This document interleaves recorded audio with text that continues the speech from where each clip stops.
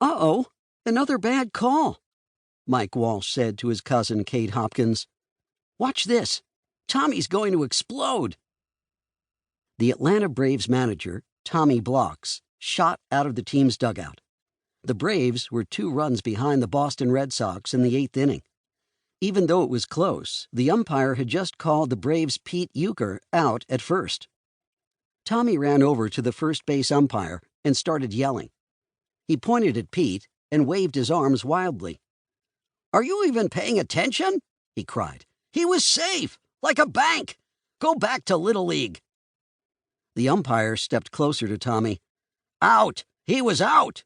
the umpire called. "And you will be too if you keep it up." Tommy waved his arms at first base. "Wake up, ump!" he shouted. Tommy glanced at his team in the dugout.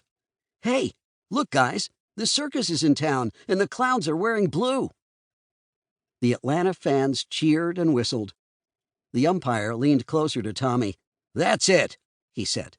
"I'm the umpire. You're the one acting like a clown." "Well, get out your little broom then," Tommy said, "because you're going to need to clean up your act." Tommy stepped back and started kicking the dirt. Clouds of dust flew onto the umpire's shoes and pants. The crowd stood and exploded with cheers. The umpire looked down at the swirls of dirt hitting his legs. Then he threw his arm out and pointed to the stands. "You're out of the game!" the umpire yelled. "Now!" Tommy stopped kicking at the ground. He puffed his chest out and bumped into the umpire. A small smile crossed his face. "Oh, I'm going," he said, "but I'll be back." Tommy kicked one last cloud of dust and disappeared down the stairs into the Atlanta locker room. The fans cheered. "That's the 161st time Tommy's been thrown out of a game," Mike said.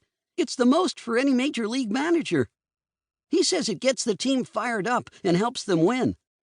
"Well, it may help them win," Kate said, "but I don't know if he's making any friends acting like that." It was a Thursday night in May, and Kate and Mike were in Atlanta, Georgia, at an Atlanta Braves baseball game. They had flown down from their home in Cooperstown, New York, earlier that day with Kate's mom. She worked as a sports reporter and was covering the weekend series between the Braves and the Boston Red Sox. Mrs. Hopkins was working up in the press box. Kate and Mike had seats near the Braves' dugout. "I hope Big D will be in tomorrow's game," Mike said. "Maybe we can wave to him on the field." Big D was Mike and Kate's friend and the star hitter on the Boston Red Sox. He was sitting out tonight's game because of an injury. "I'm sure he will be," Kate said. She pointed to the wide-mouthed cup Mike was holding. "How are those boiled peanuts?" she asked. "They're a Southern specialty."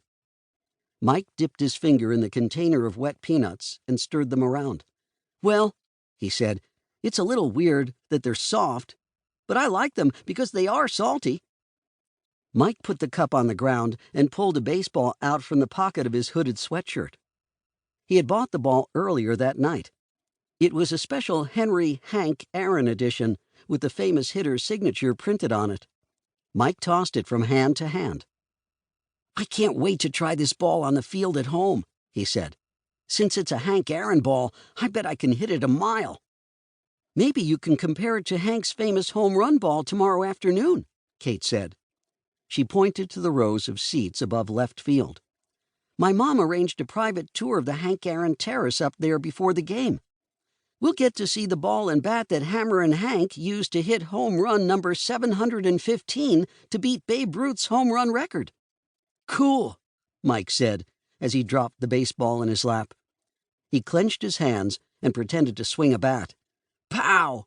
Hammerin Hank versus me, the Sultan of Swat. Wait until I get up to bat.